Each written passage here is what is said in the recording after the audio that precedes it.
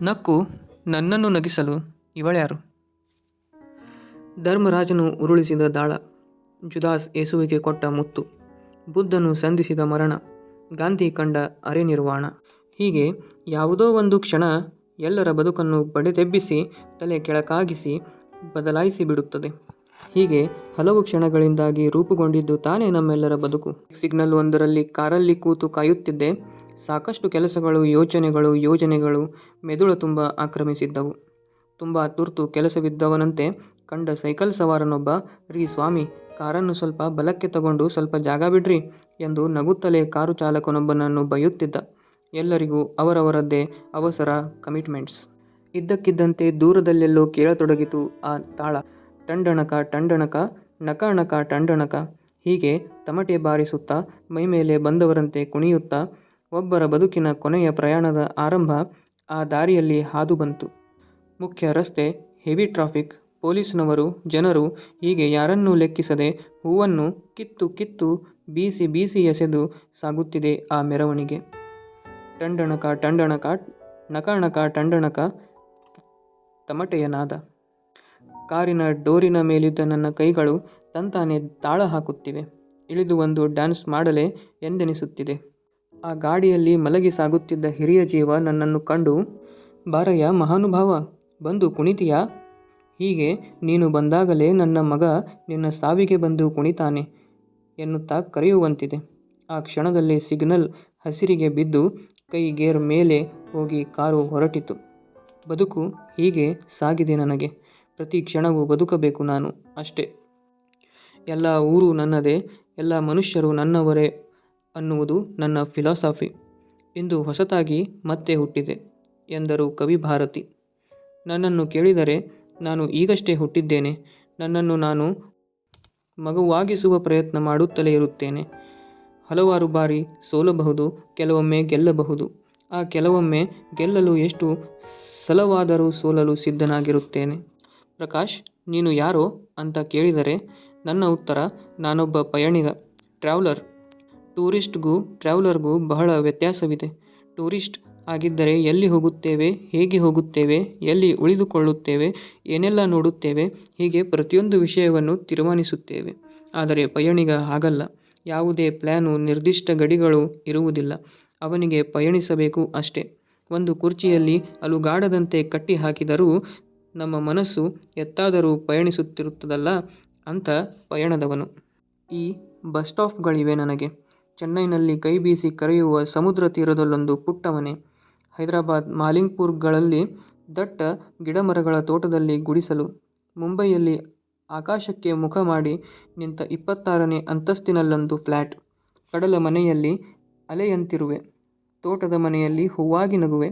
ಮುಂಬೈ ಮನೆಯ ಬಾಲ್ಕನಿಯಲ್ಲಿ ಕೂತರೆ ಆಕಾಶದಲ್ಲೊಂದು ನಕ್ಷತ್ರವೊಂದು ಹೊಸದಾಗಿ ಮೂಡಿರುತ್ತದೆ. ಆದರೆ ತಿಂಗಳಲ್ಲಿ 3 ವಾರ ನಾನು ಎಲ್ಲೆಲ್ಲಿಯೂ ಇರುವುದಿಲ್ಲ. ಯಾವುದೋ ಒಂದು ಊರಿನಲ್ಲಿ ಇನ್ಯಾವುದೋ ಕೆಲಸ ನಿಮಿತ್ತ ಓಡಾಡುತ್ತಲೇ ಇರುತ್ತೇನೆ. ನಾನು ಎಲ್ಲಿರುತ್ತೇನೋ ಅದೇ ಆವತ್ತಿನ ವಿಳಾಸ. ನನ್ನ ಮನಸ್ಸಿನೊಳಗಿರುವುದು ನನ್ನ ಮನೆ. ಊರು ಬದಲಾದರೂ ಪ್ರಪಂಚಕ್ಕೆ ಒಂದೇ ಆಕಾಶ ತಾನೆ. ಲೋ ಪ್ರಕಾಶ, ಯಾಕೋ ಹೀಗಿದ್ದೀಯಾ? ಹೇಗಿದ್ದೇನೆ? ಸಿನಿಮಾದಲ್ಲಿ ಗಟ್ಟಿ ಸ್ಥಾನ, ಅವಕಾಶಗಳು ಇರುವಾಗ TV ಸೀರಿಯಲ್ಗಳಲ್ಲಿ ಏಕೆ ಆ್ಯಕ್ಟ್ ಮಾಡ್ತೀಯಾ? ನಾನು ನಟಿಸುವವನು. ರಿಯಲ್ ಎಸ್ಟೇಟ್ ಬಿಸ್ನೆಸ್ ಏಕೆ ಮಾಡ್ತೀಯಾ ಅಂತ ಕೇಳಿ, ಅದು ನ್ಯಾಯವಾದ ಪ್ರಶ್ನೆ. ನಾನೊಬ್ಬ ನಟ. ನನಗೆ ಪಾತ್ರವೋ ಕಥೆಯೋ ಇಷ್ಟವಾದರೆ ಬೀದಿ ನಾಟಕಗಳಲ್ಲೂ ನಟಿಸುತ್ತೇನೆ. ಮೊದಲು ಈ ವಿತಂಡವಾದಗಳನ್ನು ಮಾಡೋದು ನಿಲ್ಲಿಸಿ. ನಟಿಸುತ್ತಾ ಚೆನ್ನಾಗಿ ಸಂಪಾದಿಸಿ. ಚೆನ್ನಾಗಿ ಕೂಡಿಡುವುದನ್ನು ಬಿಟ್ಟು ಸಿನಿಮಾಗಳನ್ನು ನಿರ್ಮಿಸಿ ಏಕೆ ದುಡ್ಡು ಕಳ್ಕೊಳ್ತೀಯಾ ಮಾರಾಯ? ದ್ವಂದ್ವಾರ್ಥ ಸಂಭಾಷಣೆಗಳು, ಆಭಾಸ ತರುವ ಕಥೆಗಳನ್ನು ಒಳಗೊಂಡ ಸಿನಿಮಾ ನಿರ್ಮಿಸಿದರೆ ಸಮಾಜವನ್ನು ಕೆಡಿಸುತ್ತಿದ್ದೇನೆ ಅಂತ ಬೈ. ಆದರೆ ನಾನು ನನ್ನ ಕನಸು, ಒಗ್ಗರಣೆ, ಇದೊಳ್ಳೆ ರಾಮಾಯಣದಂಥ ಸಿನಿಮಾಗಳನ್ನು ನಿರ್ಮಿಸದೆ ಸಂಪಾದಿಸಿದ್ದನ್ನೆಲ್ಲ ಕೂಡಿಟ್ಟು ನನ್ನ ಮಕ್ಕಳನ್ನು ಆ ಆಸ್ತಿಗಳಿಗೆ ವಾಚ್ಮನ್ಗಳಾಗಿ ಮಾಡಲೇ? ಅದೆಲ್ಲ ಸರಿ. ಎಲ್ಲವನ್ನು ಸಾಧಿಸಿದ ಮೇಲೆ ಹೀಗೇಕೆ ಅನಾವಶ್ಯಕವಾಗಿ ರಾಜಕೀಯ ಪ್ರಶ್ನೆ, ಅದು ಇದು ಅಂತ ಜನರನ್ನು ಎದುರು ಹಾಕಿಕೊಳ್ಳುತ್ತಿದ್ದೀಯಾ? ಕೆರೆಯ ನೀರನ್ನು ಕೆರೆಗೆ ಚೆಲ್ಲಬೇಕು. ಸಮಾಜದಿಂದ ಪಡೆದುಕೊಂಡದ್ದನ್ನು ತಿರುಗಿ ಕೊಡುವ ಮನಸ್ಸಾಕ್ಷಿ ಬೇಕು ಗೆಳೆಯ. ತುಂಬ ವಿಭಿನ್ನವಾಗಿ ಮಾತನಾಡುತ್ತಿದ್ದೀನಿ ಅಂದುಕೊಂಡಿದ್ದೀಯಾ? ನೋಡ್ತಾ ಇರು, ಎಂದಾದರೂ ಒಂದು ದಿನ ಬದುಕು ಎಲ್ಲವನ್ನೂ ನಿನಗೆ ಅರ್ಥ ಮಾಡಿಸುತ್ತದೆ. ಕರೆಕ್ಟ್. ನಾನು ಎಲ್ಲವನ್ನು ನನ್ನ ಅನುಭವದ ಮೂಲಕವೇ ತಿಳಿದುಕೊಳ್ಳಲು ಬಯಸುವೆ. ಭಾವನೆಗಳನ್ನು, ಸಂಬಂಧಗಳನ್ನು, ಕನಸುಗಳನ್ನು, ಸಂತೋಷಗಳನ್ನು, ದುಃಖಗಳನ್ನು ಎಲ್ಲವನ್ನೂ ಅವುಗಳ ರಸಿಕನಾಗಿ ನೋಡುತ್ತಾ ಅನುಭವಿಸುವುದೇ ಬದುಕಲ್ಲವೇ? ನನ್ನ ಬದುಕನ್ನು ನಾನು ಬದುಕುತ್ತೇನೆ. ಬಿಟ್ಟು ಬಿಡಿ. ನಿಮ್ಮ ಭಯಗಳನ್ನು, ಆಸೆಗಳನ್ನು, ನಿಮ್ಮ ಗೊಂದಲಗಳನ್ನು ನನ್ನ ಮೇಲೆ ಹೇರಬೇಡಿ. ಪ್ಲೀಸ್. ಇನ್ನೊಬ್ಬರ ಬದುಕನ್ನು ನನ್ನಿಂದ ಬದುಕಲಾಗದು.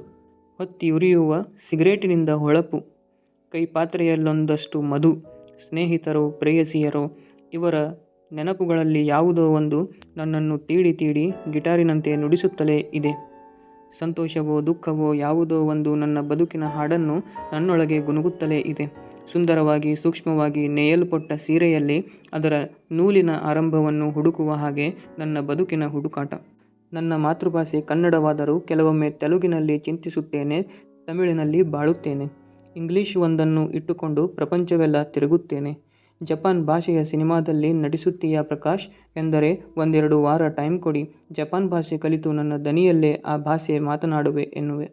ನನಗೆ ಯಾವುದನ್ನೇ ಆದರೂ ಕಲಿಯಬೇಕು, ತಿಳಿದುಕೊಳ್ಳಬೇಕು, ಅರ್ಥ ಮಾಡಿಕೊಳ್ಳಬೇಕು, ರುಚಿ ಕಂಡುಕೊಳ್ಳಬೇಕು, ಎಲ್ಲದರ ರಸಿಕನಾಗಿರಬೇಕು ಎನ್ನುವ ತವಕ. ಆದ್ದರಿಂದಲೇ ಎಲ್ಲ ಭಾಷೆಗಳೂ ನನ್ನ ಭಾಷೆಗಳಾಗಿವೆ. ಪ್ರೇಮ, ಕಾಮ, ಶೋಕ, ಸಂತೋಷ, ದುಡಿಮೆ, ಸೋಮಾರಿತನ ಎನ್ನುವ ವಿಧವಿಧವಾದ ಕೊರತೆಗಳಿಂದಲೂ ಗುಣಗಳಿಂದಲೂ ಬದುಕುವ ಮನುಷ್ಯರೊಂದಿಗೆ, ಅದೇ ಗುಣಗಳೊಂದಿಗೂ ಕೊರತೆಗಳೊಂದಿಗೂ ಬದುಕುವ ಮನುಷ್ಯನಾಗಿದ್ದಾನೆ ಪ್ರಕಾಶ್ ರೈ ರಾಜ್. ನನ್ನ ಮಗ ಸಿದ್ಧಾರ್ಥ ನನ್ನನ್ನು ಅಗಲಿ ಹೋದ. ಸುಂದರ ಕವಿತೆಯಂತೆ ಅವನಿದ್ದ. ಆಟವಾಡುವಾಗ ಎಡವಿ ಬಿದ್ದು ಪೆಟ್ಟಾಯಿತು. ಆಸ್ಪತ್ರೆಗೆ ಸೇರಿಸಿದೆವು. ಒಂದು ರಾತ್ರಿ ಕನಸಿನಂತೆ ಕರ್ಪೂರದಂತೆ ಗಾಳಿಯಲ್ಲಿ ಕರಗಿ ಹೋದ. ತೋಟದಲ್ಲಿ ಅವನನ್ನು ಸಮಾಧಿ ಮಾಡಿದೆ. ಅಲ್ಲಿ ಈಗ ಹೂವಾಗಿ ಅರಳಿ ನಗುತ್ತಿದ್ದಾನೆ. ಟಂಡಣಕ ಟಂಡಣಕ ನಕ ಟಂಡಣಕ ಎಂದು ನಾನು ಗುನುಗಿದರೆ ಗಿಡಮರಗಳಲ್ಲಿ ಅವನ ಕೈಗಳಂತಿರುವ ಕೊಂಬೆಗಳು ತಾಳ ಹಾಕುತ್ತಿವೆ.